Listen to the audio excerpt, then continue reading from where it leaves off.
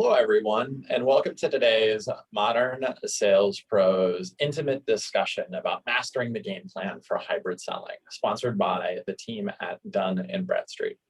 Really excited to be joined by Chris Garza from Dmb. He's a first-time speaker on MSP. Chris, welcome. We're glad to have you here. Thanks, Richard. Very happy to be here. And we ask, and we'd like to get to know our speakers a little bit more before we jump into the meat of the subject matter here, Chris. What's something that you've picked up, a skill or hobby that you've honed maybe since the start of the pandemic? Yeah, that's a fun one. I hate to call this a hobby because I think that if I hit the waistline, but I'm an avid craft beer fan. I hate to call that a hobby because I don't want to practice that hobby too frequently, maybe on the weekends, right? But I would say that's probably one interesting fact. I kind of got into some cocktails, over the weekend as well, and learned a little bit there. Still very, very novice, but yeah, a couple fun facts. I like that. What's the go-to craft beer in your household? Like, would you have one that or is there like one white whale that you're hunting for out there? Oh, there's always a white whale. I mean, come on. Yeah, look, I started really into like barrel-aged stouts, but I tell you what, those are stout. They're heavy and they're really high on the alcohol content. So I need a little help, really a lot of help, which is difficult in a social distancing, COVID environment. So I've kind of fallen back more into, like barrel-aged sours as well as really New England style IPAs. So, we just here I'm in the Austin market. We just pick up distribution of a beer called Pseudo Sue, which is new to me, which has been fantastic. And we've got some local stuff here in a local, brewery called Pine House Pizza that always puts out some pretty good stuff. So those are kind of my go-tos. Excellent. It sounds like if worst case, if we can't solve the hybrid selling environment, we can certainly get your recommendations on beer. Appreciate that. Oh yeah. And I've got a beer fridge to back it up. Plenty to share. I love it. Excellent. Well, folks, before we jump into our content today, just a word from Pete Kazanji, founder of Modern Sales Pros and co-founder of Atrium. Hi, I'm Pete Kazanji, founder of Modern Sales Pros and Atrium. Atrium is a data-driven sales management platform that helps managers use data to improve team and rep performance. It takes less than 90 seconds to get started. Just log in with your Salesforce credentials and Atrium will show you how your reps are performing across hundreds of metrics. Sign up for a free account now at signup.atriumhq.com. Thanks for joining us, and I hope you enjoy this event. Thanks, Pete. And for those of you who aren't aware, Modern Sales Pros, founded by the one and only Pete Kazanji, is the world's largest community for revenue leaders. For those of you who aren't members, you'll be invited to join afterwards. But the mission of our community is to create an environment for our members where they can see around corners they'd otherwise struggle to navigate on their own, while also helping them answer any questions they may have about how to build and scale their revenue organizations. Everything that we do in our community is free for members. And for those of you who aren't, you'll be invited to join afterwards. As I mentioned at the outset, today's session is sponsored by the team at Dun Bradstreet. I'm going to hand it off to Chris to just say a few words about Dun Bradstreet. Chris. Yeah, thanks, Richard. At Dun Bradstreet, we have the world's largest data cloud on, businesses. We're here to help you grow and thrive, really is the bottom line. I think we're working with a lot of organizations out there from Fortune 500 to small businesses, and we'd love to work with you as well. Excellent, Chris. And as we were planning the content for this, I think it's coming at an interesting time for a lot of folks, right? We're kind of end of the month, end of the quarter for a lot of the venture-backed SaaS businesses. The world's starting to open up a little bit.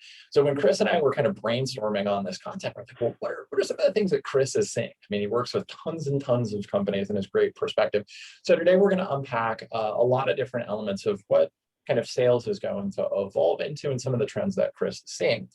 We've heard from him a little bit, but Chris, it'd be great to get your background real quick before we jump into the content.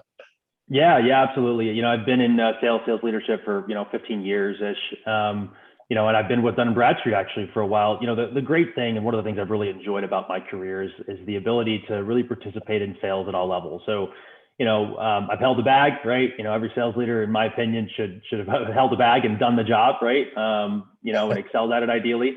That being said, I've done this for a while. I've worked with inside sales teams. I've led inside sales teams. I've led inside sales regions, across the country. I've led field sales organizations, and in my current role right now, I lead a team focused on some of our strategic customers, the customers that are, again, every customer is valuable, but, from a monetary perspective, the customers that are spending the most and have the most sophisticated problems to solve. So, when I look across my background, that's one thing I've really, really enjoyed is I've gotten to work with small businesses. I've had the opportunity to work with, mid-sized, mid-market type businesses. And I've had, the opportunity to work with the brands you see about, when you read in the news and you get to see on TV.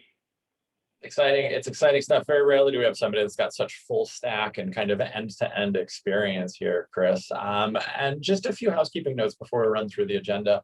First and foremost, the session is going to be recorded. It will show up on the Modern Sales Pros YouTube channel about 24 hours afterwards. Also, for our attendees, please do use the Q&A panel. That's going to help me make sure that Chris can think through questions. I may provide a little bit of additional context. And if you ask a great question, there's a good chance Chris may reach out to you. Thank you afterwards.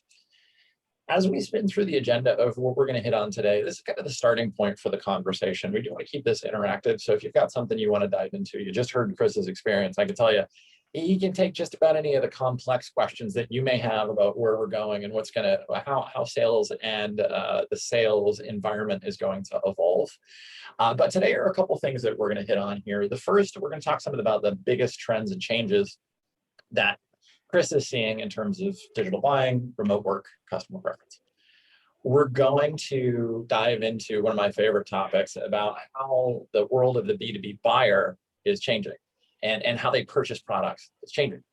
And then we're going to talk a little bit more as well tactics that Chris has, how to kind of think through making sure you're spending the most efficient use of your time working the right accounts. So with that, Chris, you ready to jump into it? Yeah, absolutely. Let's do this. Let's do it. So, first things first, what are some of the big trends that you're starting to see out there, both at Dnb and then also in some of the organizations that you're working? Yeah, it's a greto question. It's really interesting. And you almost gave me the answer in your question. You asked what are the trends in digital buying, and I think the first thing that I want to talk about is just that it's digital buying, right?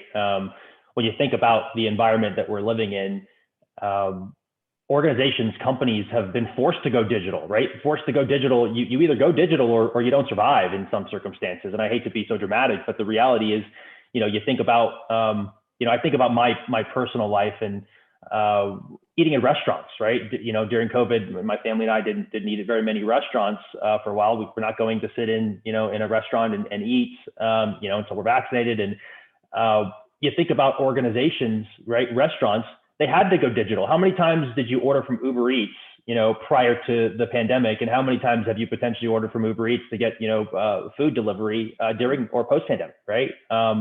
It's been a major shift, I know, for me personally. And that same experience that's happening for restaurants is also happening on the B2B side.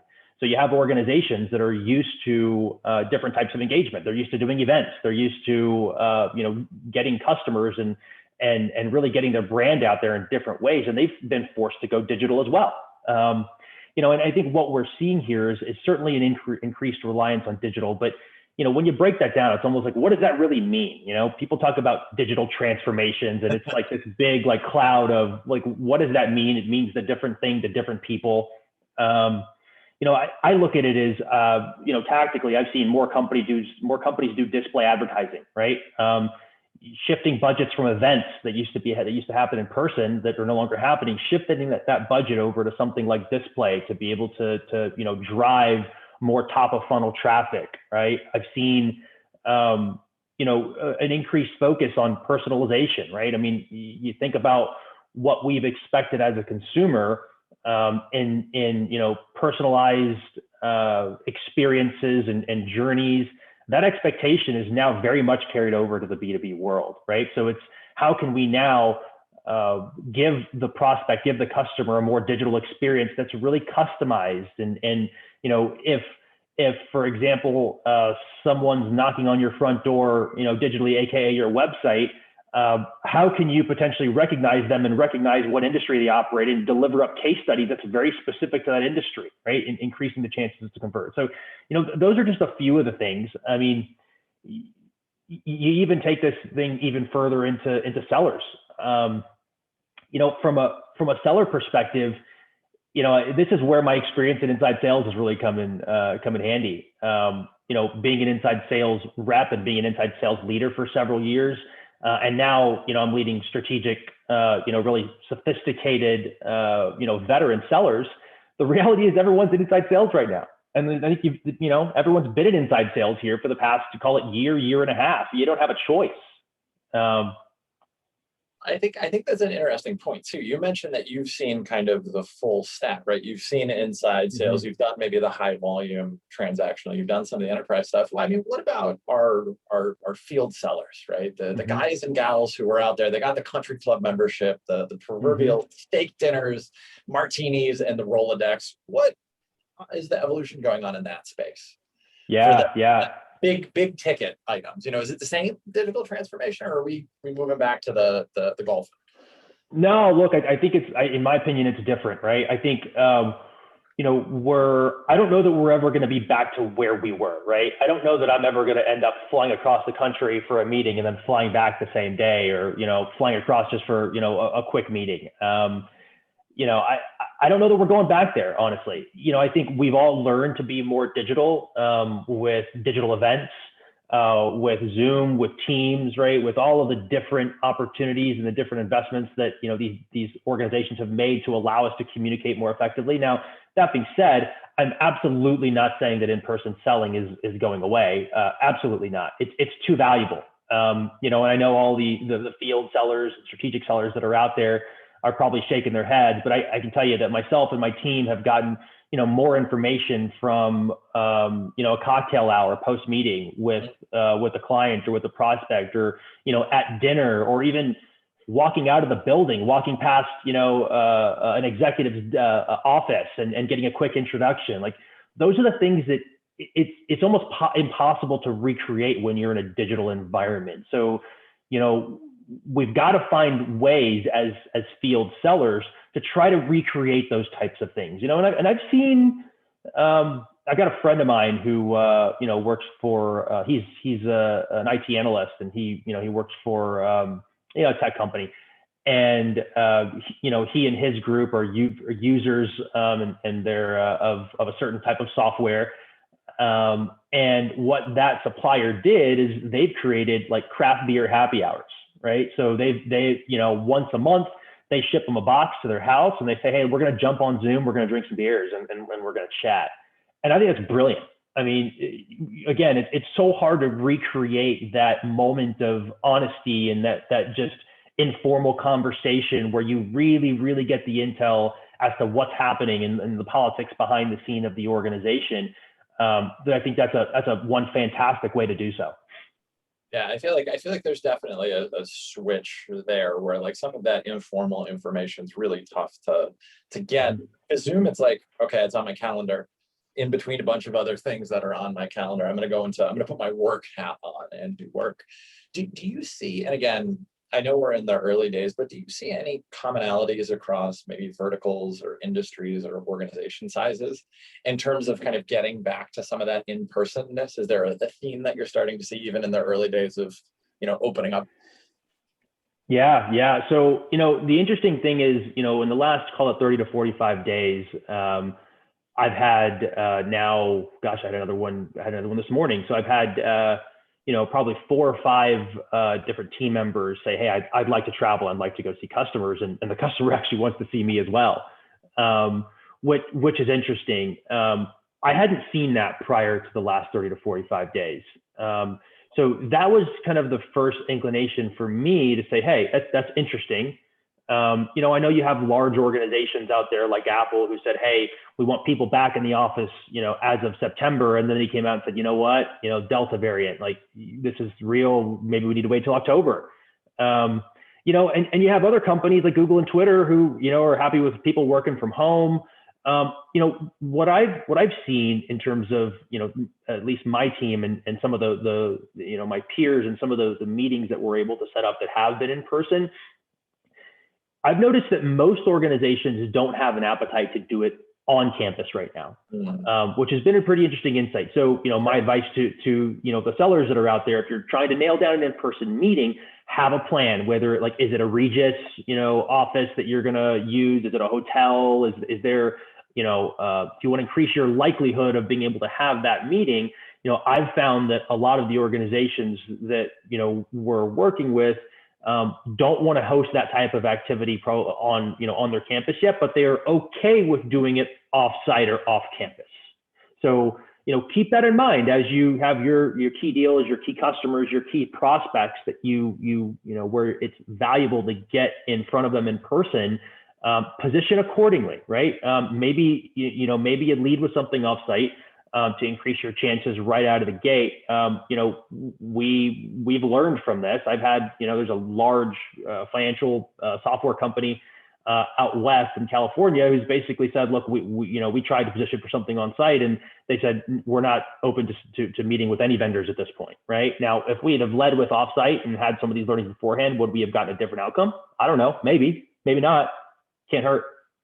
It feels like too, the nature of those meetings is maybe a little bit different than it was before too. At least that's what I'm hearing from in the MSP community, right? Like it's even earlier in the process than you would before to figure out, is this real? Yeah, no, I think that's very real, right? Again, like in my mind, it goes back to what's the appetite of the customer to have a conversation in person, right? What's the appetite of the seller, and what's the appetite of the organization to allow the seller to get out there? Where you find an alignment between those three, those three people, those three bodies, those three organizations.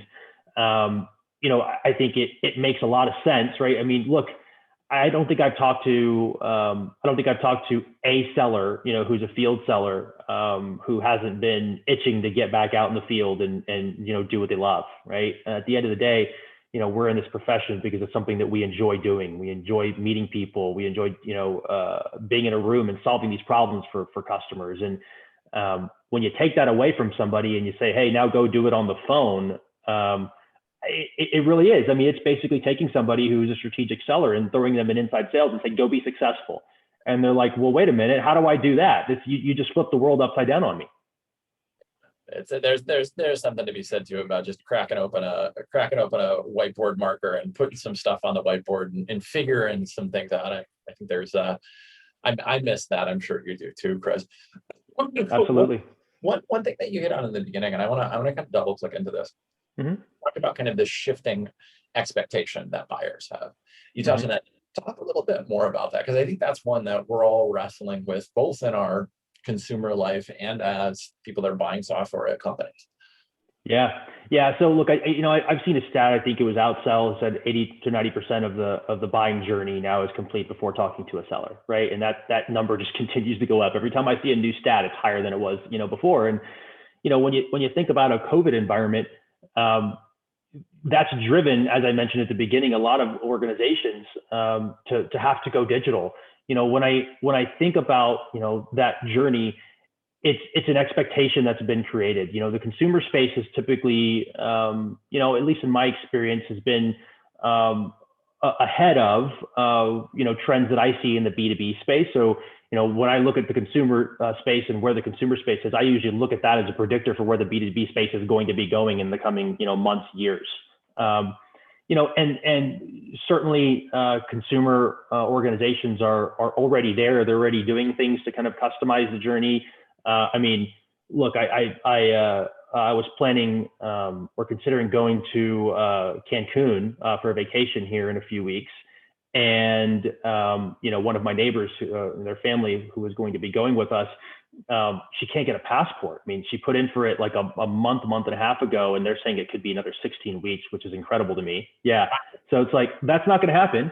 So, I got an email from Southwest Airlines that said, hey, we have a 3-day fare sale going on, check it out. And I poked around and said, oh, well, I wonder what it would look like if we decided to go to San Diego. What's available? And, it wasn't but, 4 hours later that I have another email in my inbox that says, hey, Chris, finish booking that trip to San Diego. Right. And it's like, okay, you got me, right? You know what I'm doing. And I feel like that's really what the expectation is to a certain extent. And maybe not an email prompt, but, the expectation is that you understand who is actually engaging with you on your website. The understanding is that when when a potential buyer engages with you anywhere kind of within the life cycle, whether it's a seller, whether it's an SDR, whether it's a, on the website, the expectation is that you understand who they are and you're customizing the messaging based off of the specific problem that you believe you can help them solve, right? Organizations such as Dnb have capabilities to help to help companies understand who's visiting their website, what industry are they in, and based off of that information, can you in real time again serve up the use cases or the case studies that are most important, right, to that specific industry, so you're putting your best foot forward, right? I mean, another example is when you think about companies that are multinational or very complex, large organizations. Zappos, for example, is a subsidiary or owned by Amazon, right? And a lot of people probably know that, but then again, a lot of people may not know that Alienware computers are also made by Dell, right? And if you didn't know that, the customer expects you to know that. If you walk in the door and you say you're with Alienware or with Zappos, whoever it is, the expectation is you're going to be treated, like Amazon, and you're going to get the pricing that Amazon gets, and you're going to get the experience that Amazon gets, and you're going to get, a top-notch seller as if you're Amazon. And if you don't deliver that, there's disappointment, right? And I think that's when you get disenfranchisement and you hurt your chances of conversion. And that kind of speaks to an interesting point too, right? Just like in the consumer world where I can switch, apps. I mean, I've got, 8 food delivery apps on my phone. I can't tell you the difference between them.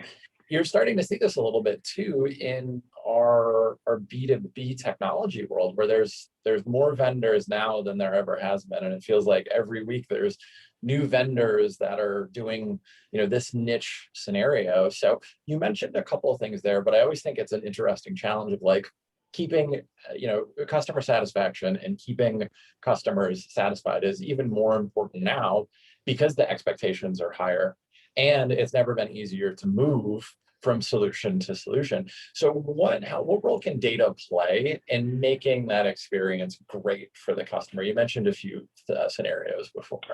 Yeah. So there's definitely a few scenarios I could call it. I mean, at the end of the day, data has to be the blood. It has to be the air the organization breathes, right? I think I've seen a stat. I think it was from who was it? The McKinsey Global Institute. Their data-driven organizations are 23 times more likely to acquire customers, and 6x is likely to retain customers, and 19x is likely to be profitable.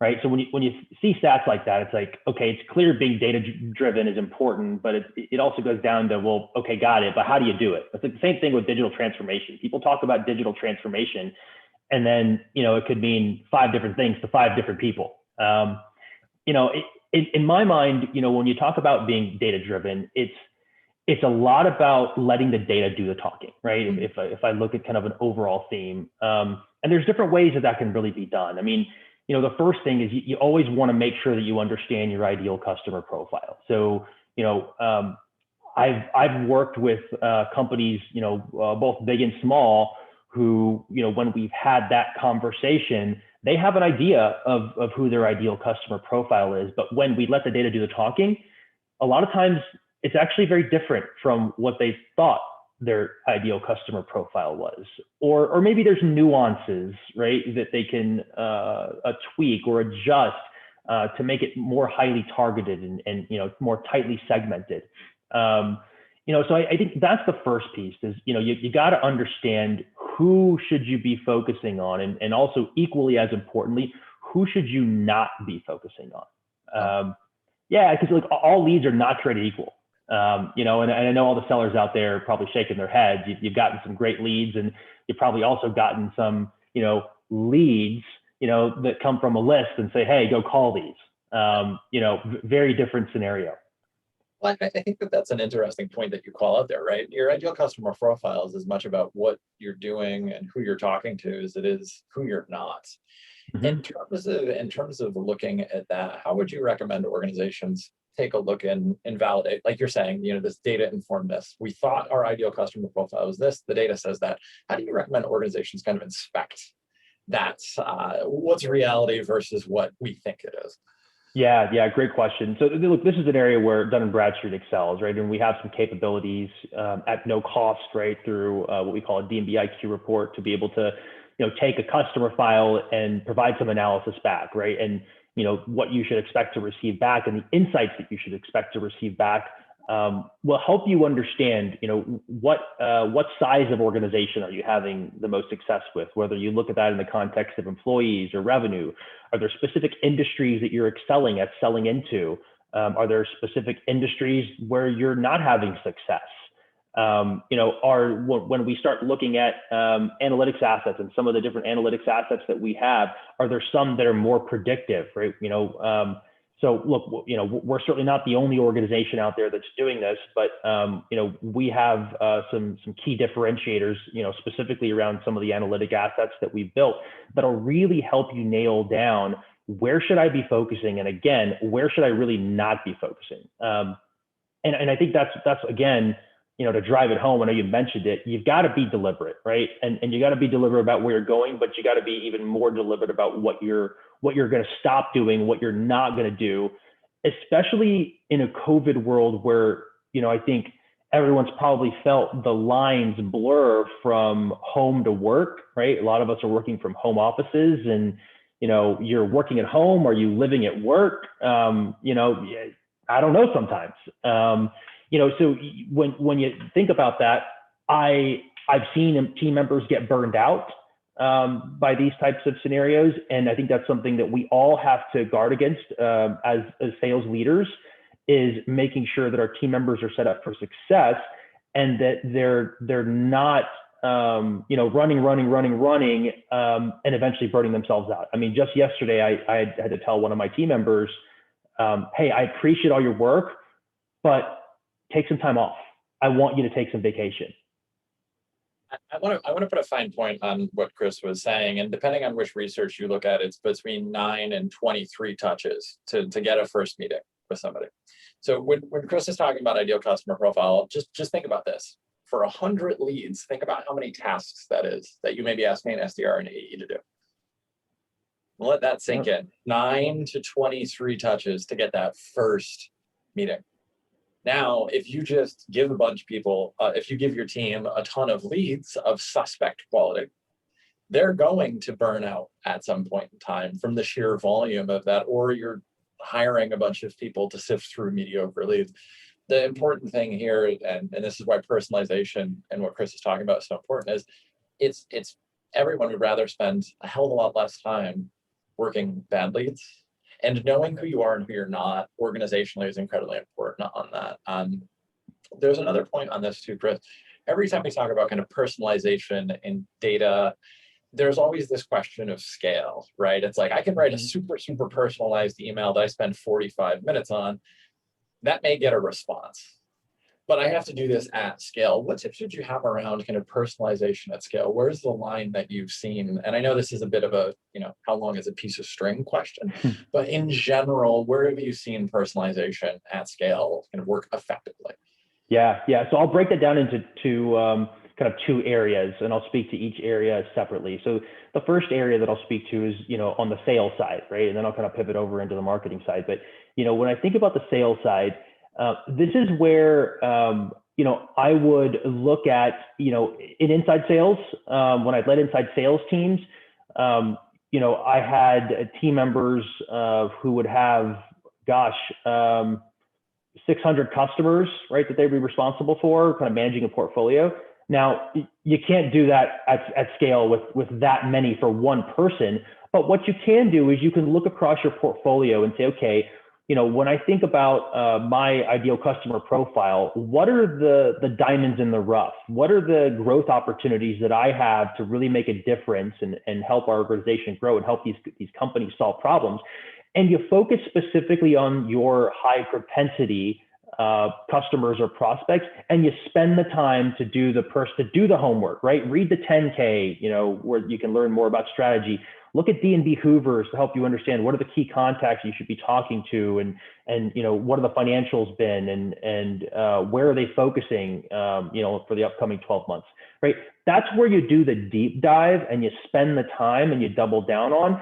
And as you start going from kind of the high propensity space down to lower propensity, you spend less time, and that's the way that I would have my inside organization run, and we had success that way. Now, again, that requires an organization to be data driven to the point where you understand, number one, your ICP, and you understand within the portfolio of customers or prospects you have, which of them have the highest propensity to potentially spend on a certain product or spend overall. As you start moving up kind of the curve into field sales and strategic sellers, I would say the expectation is that more so each one of your interactions need to have that level of personalization. This is where you start talking about bigger ticket items, right? In the inside sales space, you're talking about maybe smaller ticket items comparatively.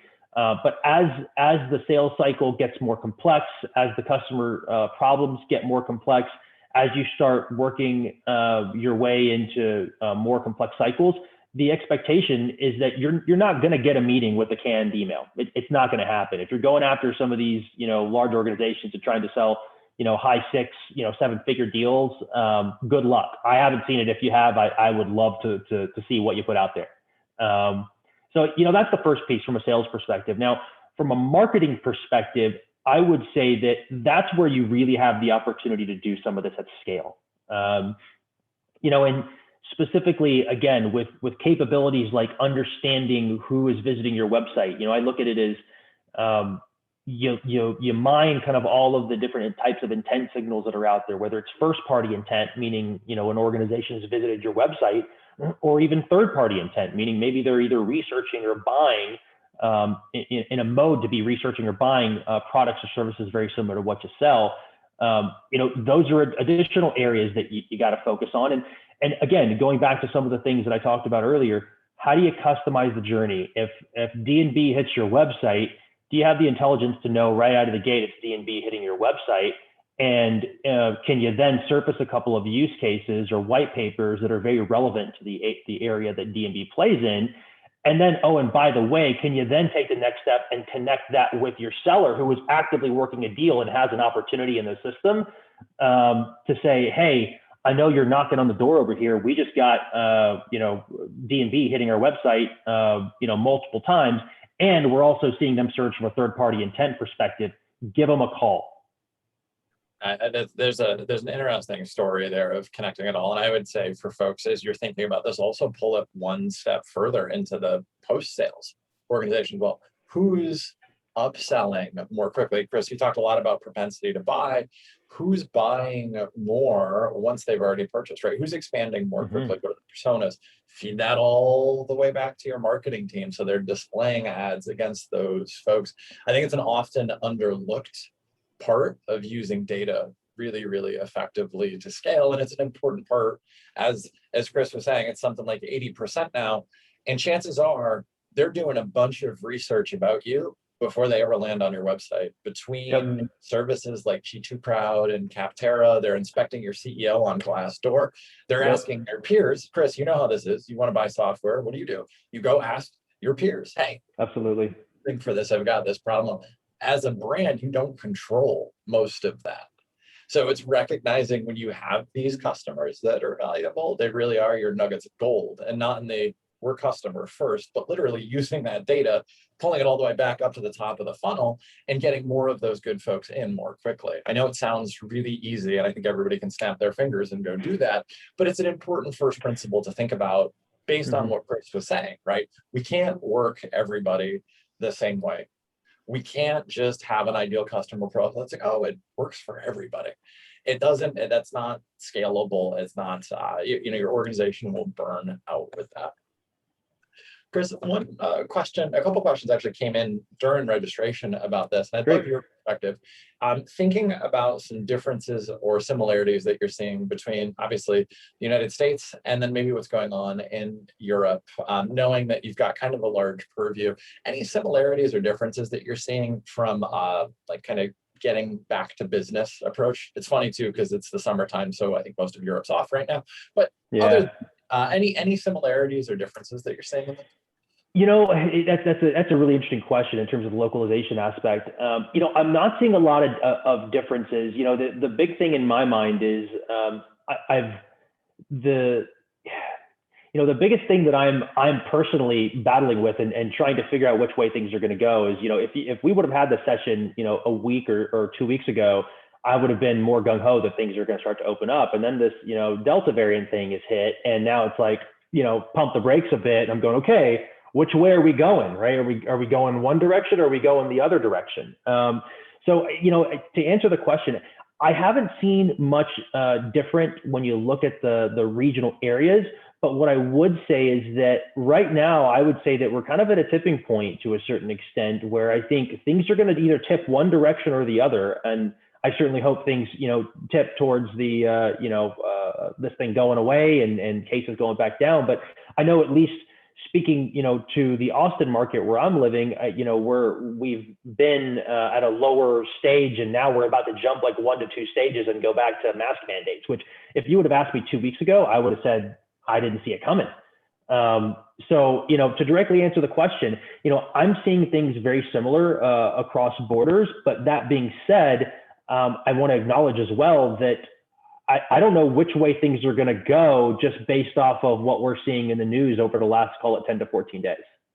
It's certainly an interesting time to try to figure out Europe and even domestically in the States. Like, I'm in Florida, and I think we're 20% of the cases in the United States. So go Florida, I guess. Oh man. It's something where you're dealing with regional differences. You've got the United Kingdom, I think, is open, right? I think Monday was their we're open and we're back for business day. So there's definitely some regional things to keep an eye on with that.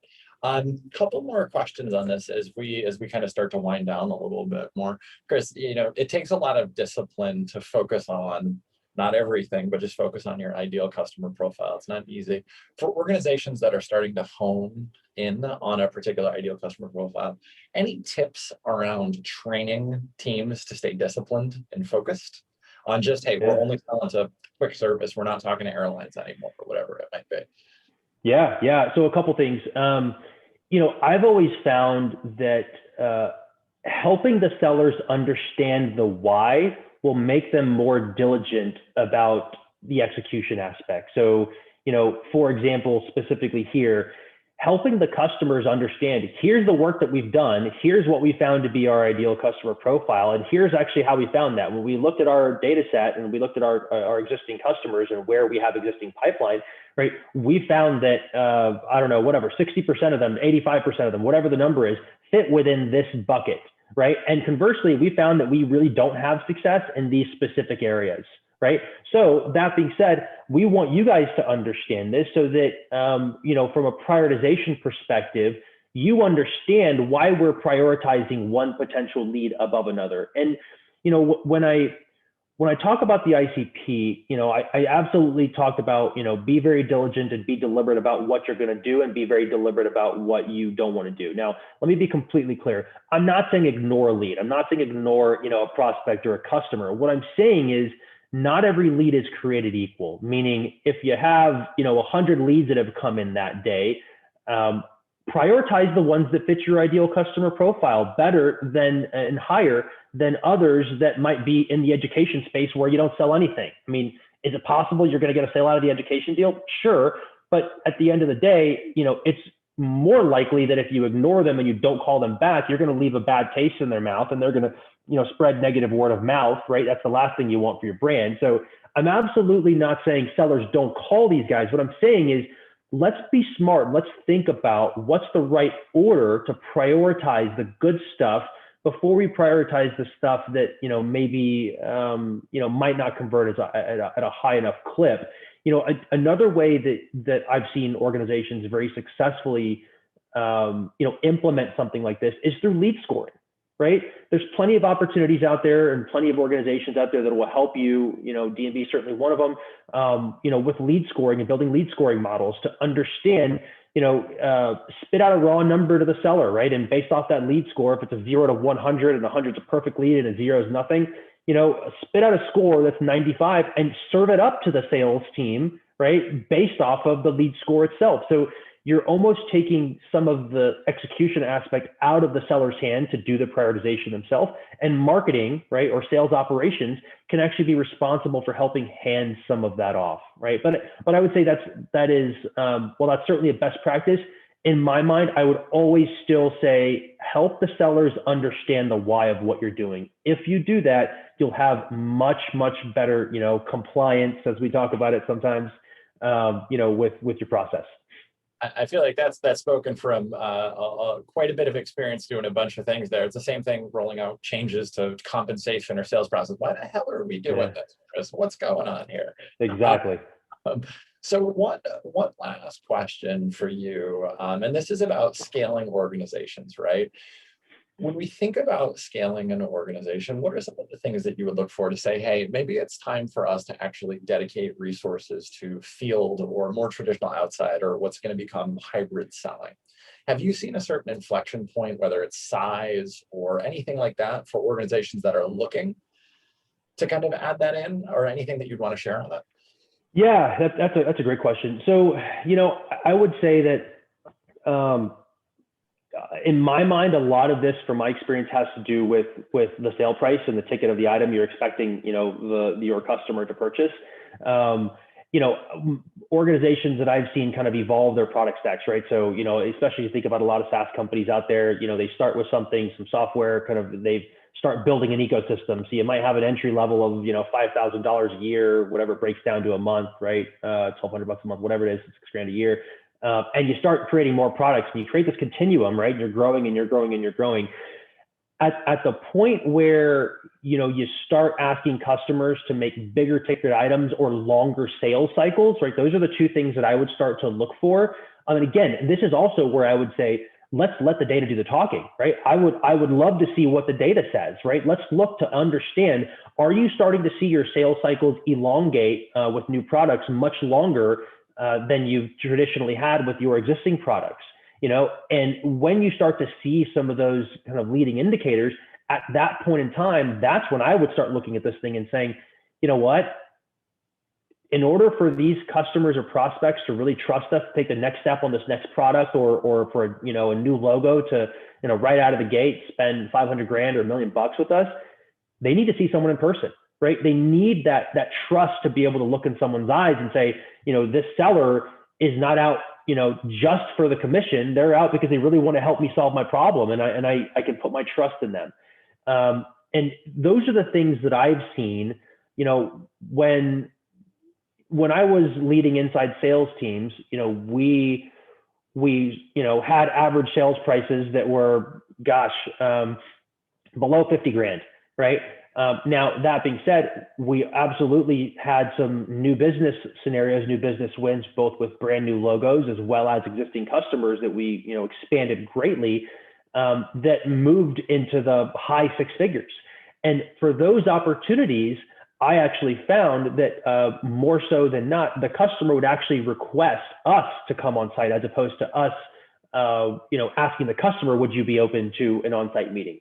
So, in my mind, that's where I've really seen kind of this relationship of, again, as the sale price grows or as the sales cycle becomes longer, that's when I would really start to consider it. Yeah, that's a great point for us to wrap onto. Every organization wants to sell bigger deals. There's a point in time, but Chris, I love the point on kind of use the data to see and understand, are your sales cycles elongating? Is your average sales price increasing? Chris, we've covered a whole heck of a lot of ground here, and we're almost at time. Before we wrap, I'd love to get just one key takeaway or a couple key takeaways from you for our audience to think about how to think about how to think about what's coming up next and what's after that. Yeah. Look, the big takeaway, if there's anything that I would want, the group to take away, it's let the data do the talking, right? The data speaks very loudly, and while I won't say the data is never wrong, the data is impartial, right? The data doesn't have an opinion one way or the other. So I would say absolutely let the data do the talking. For all the sellers that are out there, all the field sellers who miss getting out in the field, I'm bullish that we're going to be out there doing our jobs and doing the job that we love, sooner rather than later. We'll see what the future holds, but I certainly wish you all the best in your sales. Chris, we really appreciate you taking some time. I know you're super, super busy. Thank you so much for sharing your perspective here on behalf of the team behind the scenes, everybody who joined us here live today, and the folks watching off on in YouTube land. I want to thank you and wish you the best of luck with the rest of July. And I hope you stay safe and have a wonderful rest of your day. Awesome. Thanks, Richard. Appreciate it very much. Take care, Chris. You too. Bye-bye.